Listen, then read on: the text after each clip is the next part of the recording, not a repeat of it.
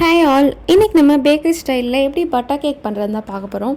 வீடியோக்குள்ளே போகிறதுக்கு முன்னாடி என்னோடய வீடியோ நீங்கள் ஃபர்ஸ்ட் டைம் பார்க்கறதா இருந்தால் நான் என்னோடய சேனலில் கிராஃப்ட் யூஸ் vlogs அப்லோட் பண்ணிகிட்ருக்கேன். மறக்காம சேனலை சப்ஸ்கிரைப் பண்ணிக்கோங்க. அப்படியே பார்த்துருக்க பெல் ஐக்கானை ப்ரெஸ் பண்ணிக்கோங்க.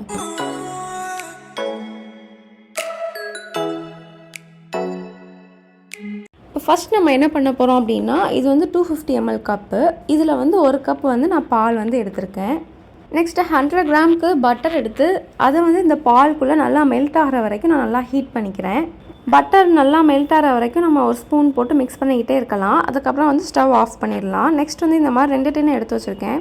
ஒன்று 6 இன்ச், இன்னொன்று வந்து 7 இன்ச். 1 kgக்கு வந்து 7 இன்ச் டின்னில் நம்ம இப்போ பண்ண போகிறோம். முன்னாடியே நான் வந்து பட்டர் பேப்பர் போட்டு நல்லா வந்து க்ரீஸ் பண்ணி வச்சுருக்கேன். இன்றைக்கி நம்ம 1 kgக்கு பட்டர் கேக் பண்ண போகிறோம். அதனால் வந்து நான் 4 முட்டை எடுத்துக்கிறேன். 4 முட்டையுமே வந்து ரூம் டெம்பரேச்சரில் இருக்கிற மாதிரி பார்த்துக்கிறணும். நெக்ஸ்ட்டு எலக்ட்ரிக் பீட்டர் யூஸ் பண்ணி நான் வந்து எக்கை பீட் பண்ணிக்கிறேன். இந்த 4 முட்டையும் நல்லா மிக்ஸ் ஆகிற அளவுக்கு பீட் பண்ணால் போதும்.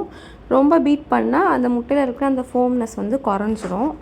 நெக்ஸ்ட்டு வந்து என்ன பண்ணிக்கலாம் அப்படின்னா, பவுடர் சுகர் ஆட் பண்ணிக்கலாம். நான் 250 கிராம் வந்து பவுடர் சுகர் வந்து ஆட் பண்ணிக்கிறேன்.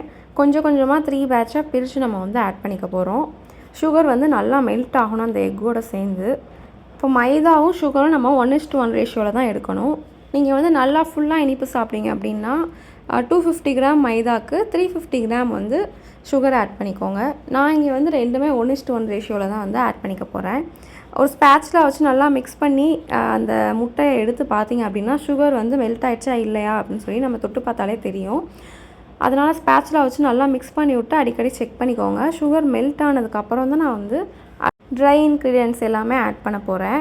மறுபடியும் செக் பண்ணி பார்க்குறேன், எனக்கு சுகர் மெல்ட் ஆகலை. ஸோ நான் இன்னும் கொஞ்சம் வந்து பீட் பண்ணிக்கிறேன். பீட் பண்ணிவிட்டு சுகர் மெல்ட் ஆனதுக்கப்புறம் நான் அடுத்த ஸ்டெப்ஸ்க்கு வந்து போகிறேன். அடுத்து என்னென்னா, நம்ம வந்து ஆல் பர்பஸ் ஃப்ளோர் வந்து ஆட் பண்ணணும், அதாவது மைதா. அதே 250 கிராமுக்கு மைதாவும் இது கூடவே வந்து 1 டீஸ்பூன் வந்து பேக்கிங் பவுடர் ஆட் பண்ணிக்கிறேன். மைதாவுமே நம்ம நல்லா சளிச்சு தான் ஆட் பண்ணணும். இதையும் 3 பேட்சாக ஆட் பண்ணிக்கிறது தான் நல்லது.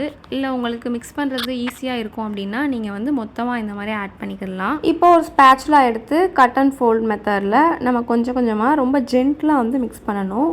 நான் வந்து வீடியோ ஃபாஸ்ட் ஃபார்வர்ட் பண்ணியிருக்கனால ரொம்ப ஃபாஸ்ட்டாக வேகமாக நான் பண்ணுற மாதிரி தெரியுது. ரொம்ப ஜென்டிலாக வந்து மிக்ஸ் பண்ணுங்கள். எந்த கிளம்ஸுமே வந்து ஃபார்ம் ஆகாமல் இந்த மாதிரி கட்டி கட்டியாக இருக்குல்ல, இது நான் வந்து மொத்தமாக ஆட் பண்ணனால இந்த மாதிரி கட்டி கட்டியாக இருக்குது.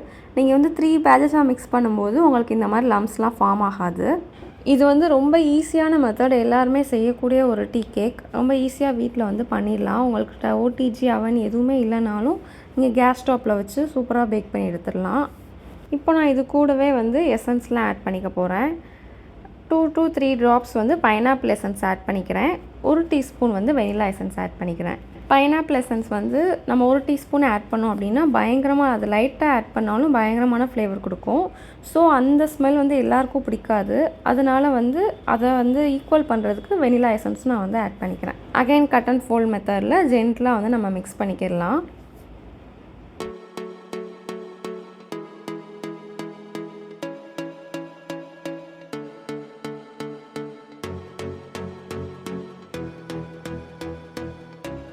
இப்போ நம்ம லாஸ்ட்டாக என்ன ஆட் பண்ண போகிறோம் அப்படின்னா, பட்டர்லாம் போட்டு மெல்ட் பண்ணி வச்சுருந்தா அந்த பாலை ஆட் பண்ணிக்க போகிறோம். கொஞ்சம் சூடாகவே ஆட் பண்ணிக்கிறணும்.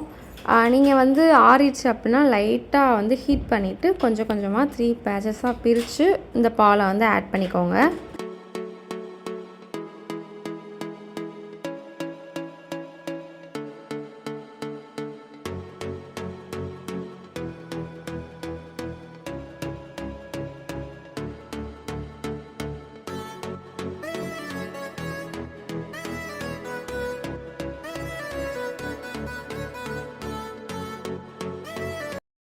இப்போ பார்த்தீங்கன்னா எந்த லம்ப்ஸுமே இல்லை.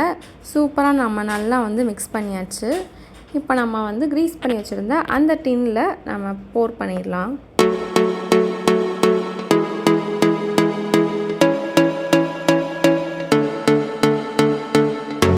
போர் பண்ணதுக்கப்புறமா ஒரு டூத் பிக் வச்சு நம்ம வந்து மிக்ஸ் பண்ணிக்கலாம். மிக்ஸ் பண்ணிவிட்டு கேஸ் ஸ்டவ்வில் நான் வந்து பேக் பண்ணிக்க போகிறோம். 45 மினிட்ஸ் கிட்டே எனக்கு பேக் ஆச்சு. ஒரு டூத் பிக் வச்சு இப்படி குத்தி பார்த்தோம் அப்படின்னா ஒட்டாமல் வரணும். இப்போ நல்லா பேக் ஆகிடுச்சுன்னு அர்த்தம். ஆரவும் நம்ம ஒரு பிளேட்டுக்கு ட்ரான்ஸ்ஃபர் பண்ணிக்கலாம்.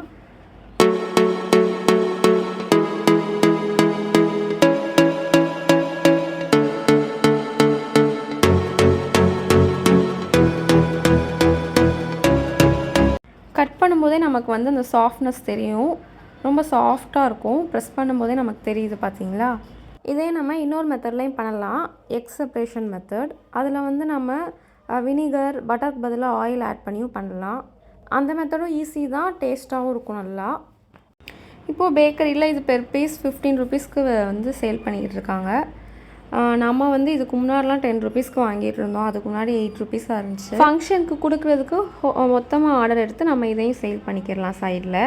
அண்ட் இந்த கேக் வந்து ஒரு டைம் ட்ரை பண்ணி பாருங்கள் வீட்டில் எல்லாருமே. அவன் ஓடிஜி இல்லை அப்படின்னாலும் வீட்டில் கேஸ் ஸ்டாப்பில் வந்து பேக் பண்ணலாம்.